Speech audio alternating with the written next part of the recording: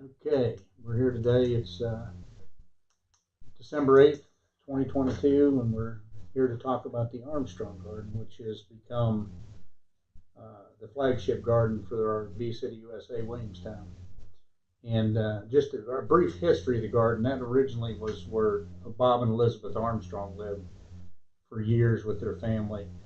And everybody remembers Elizabeth Armstrong was always working in the roses out on the corner of the property. So when you go past and you see the rose garden in the corner, that's not so much for pollinators as it is for memories of people in town of remembering the Armstrongs. But we originally, when they passed away and their house was in a state of disrepair, the city bought it and tore it down, and we created a master gardener garden. And for years, that was a way for master gardeners to come in and get their the hours that they had, their volunteer hours, and they could come any time of day and work in there. Well, as time went on, it kind of got away from the group, and there weren't as many people doing it. So B City kind of stepped in, and we converted the garden from being a showpiece garden into being a pollinator garden. So I guess I would ask, what are we doing there? Why does it look the way it looks? You want to step in? Well, I don't introduce myself. Yeah. My name is Joyce McDougle, and I am a Wood County Master Gardener, but Marty has asked me to be kind of head of this pollinator garden in Armstrong. And Edie, go ahead. I'm Edie Lemon, and I love going to the Armstrong Garden and helping Joyce. And my forte is the sunflowers. And you're a member of our B City committee yes, also? Yeah. Yes, I am. I was so happy that Edie started coming. I knew she loved the sunflowers, and it's like, Edie, would you like to put a sunflower bed in the garden? And I'm so thankful that Edie has been helping out there. And along with Randy Dick and Debbie Dick, they help out as well. And we have a new master gardener who graduated this spring. Sally Harris has been a big help too. I think Jim Stage has been involved also, hasn't he? Jim and city councilman and yeah. And Calvin Blevins, I think he's chipped in here and there. Sure. Yeah. Sure. Yeah.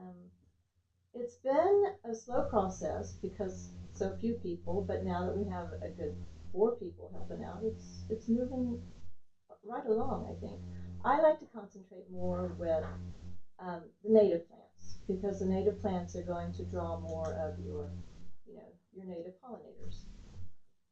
So I do a lot of research and information like that, and then I've started growing my own seeds to plant, and the coneflower that blooms in the summertime, all of that I started from seed, which is pretty easy to do.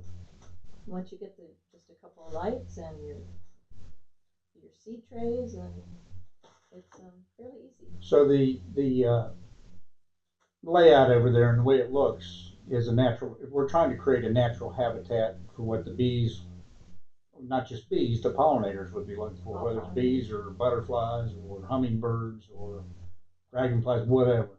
Yep. So we're trying to create that habitat. Is why. Right. So when somebody goes by and says, "Boy, that looks like a kind of wild over there," well, it's supposed to look kind of wild, right? Exactly. I found online some information. This picture put out by the Forest Service, and it's called "Planning Your Garden, Think Like a Pollinator," and it has all tidbits of information about how to plan your garden so that it's the most beneficial for pollinators. And Randy Dick enlarged this for me and built the stand that's in the garden. And so you can go there and read all about how to think like a pollinator. And that's my jumping off point. That's where, like everyone thinks that if a tree falls or branches fall or whatever, that you have to immediately clean it all up and be spick and span with nothing but grass around. And it's just not true because a sea of grass is really a desert for pollinators, all pollinators. So we need to bring in flowers and leave some dead branches or stumps or whatever you can find. I brought some pieces of log from my own house and put it in the garden. I noticed that the flowers are identified everywhere. Mhm. So even if somebody has a nice, neat desert for a lawn, for, Sorry. no, I mean, but I mean, they could go over there and they can see them blooming and they can Yeah. see what the name of it is, and maybe that's something they want to add to their garden. It doesn't have to look like a pollinator habitat. Absolutely. These things grow right in with your other plants, and you can attract pollinators right into your yard. Absolutely. Even a well manicured yard, you Right. can still. And I think That's that's right. one of the big purposes here is the community can come by, whether you go in and sit down and relax, which we'd like more people to do, Yes. or just come in and say, boy, I really like that purple flower. Mhm. And you look down and see what it is and give a name. Bee balm. Yeah. Or the verbena. Yes. Randy Dick made those signs for me, and it's been a big help. I don't try to use the Latin names and all that stuff. It's just a common name of the flower that's Right. blooming. So these flowers, are they, if somebody was interested in getting some, are they available locally, or is this something you want to order, or? Both, yeah. A lot of them you could probably find growing. I think the nurseries around here are becoming better about having native plants around. The more people ask for native plants, the more they're going to be interested in stocking them. Correct me if I'm wrong, but the purpose of the native plant is these bees that have been around for way long before we were here. Yeah. And that's what they're looking to eat. They're native to West Virginia. They're local. They're not necessarily the honeybee that everybody's so used to seeing. There's many, many varieties. Absolutely. There's 700 in the eastern United States, about 770 species of native bees. And the plants and the bees evolve together. So if you use native plants in your landscaping, you don't have to baby the plants. You know, they grew here. Right. So they're used to the environment and all of that. You don't have to pour fertilizer on them. They just grow. Yeah. And it amazes me when you do that to see the pollinators come in, they find them. Yes.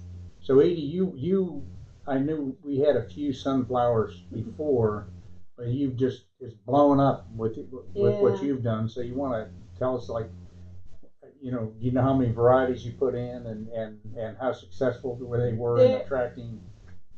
I planted over 25 different Wow. Sunflowers. We all had our own, the ones we really liked and the ones that stayed longer. You know, some of them bloomed faster, but some of them stayed on longer too. Um, I I like both. I like the one with the single head, which a lot of the bees and Joyce got a picture. I think there was like what 3 or 4 different bees Different bees. Wow. attached to the center of that, which is just Covered in amazing. Covered in pollen. Yeah, but the there's some that branches. You know, instead of one big stem, there's some varieties that will branch off, and the bloom is smaller, but the bees still like them. And it's not just bees. I mean, we were over there one morning and there was a hummingbird coming. I had no idea that hummingbirds even like sunflowers, but that was just a bonus. And I think one of the big advantages, correct me if I'm wrong, is even after these are done, we leave them up for the Yes. birds. And Yes, they're still up right now because the birds will eat, and there's a lot of activity over there to eat the seeds. It's not neat and tidy right now, but the heads, you know, they come in there and they feed off of it and they drop to the ground, and then we get a special next spring is they'll start growing before we even are ready to start growing. But nature says let's grow. So we have created our own little Williamstown pollinator habitat that we really are gearing towards the native pollinators.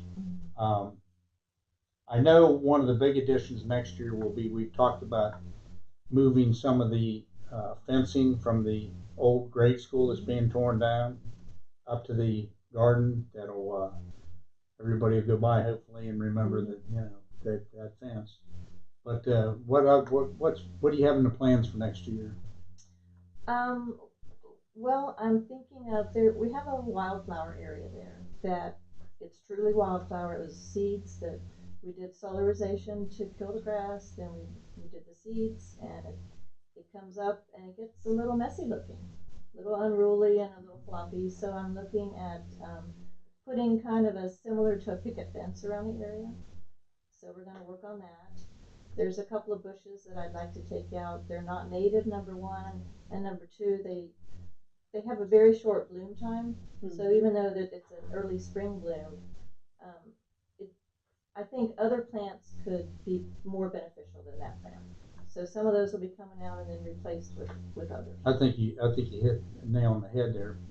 Like I was saying about the roses, as pretty as they are, I've never seen a pollinator on them. Right. So there are, sometimes you have these beautiful flowers, but they're beautiful for you, but not for the environment. Right. So are we looking at any additions plant-wise in there for next year, or?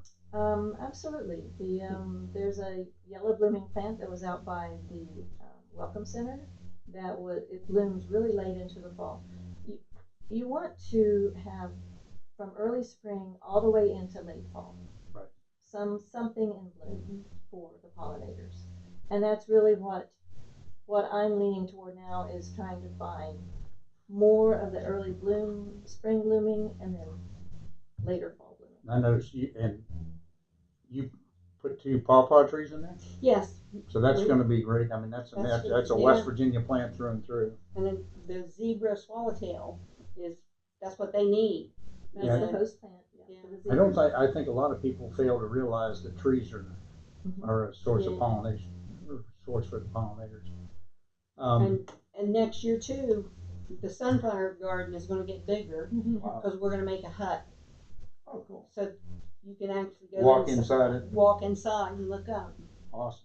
But that should be a lot of fun for the kids too. Yeah. And correct me if I'm wrong, you guys usually work on Thursday mornings? It's every Thursday morning at about 9 o'clock. So anybody that wanted to come by and help, everybody's welcome, whether you're a Bee City member or not. I think we've done a good job getting the word out. I know there's seems to be a lot more awareness in the Mid-Ohio Valley, not just Williamstown, in the Mid-Ohio Valley, about pollinators. And this to me, is an excellent opportunity for people to come in. If you want to start something small, even if it's just adding 1 plant, come up in here, or come up here and sit and have a cup of coffee. Or you'll be surprised how much activity goes on. It's so much fun just to sit there and watch what is happening. Yeah. So anything else you want to add I think you've done a terrific job. This is something we're proud of in town, and it really is the flagship of our Bee City program. Nice. And it's fun. Yeah. Lots of fun. Okay, well, with that, thank you for what you're doing. Hopefully people watch this, and if they do have questions, I think they can come up to Paul at the City Building. She's our liaison. Sure. So you just stop in the City Building if you want a list of plants to plant, or if you want to contact. I'm sure either one of you would be happy to any information to or assist or anything. Mm-hmm. Okay. Absolutely. Thank you very much. Thank you. Thank you.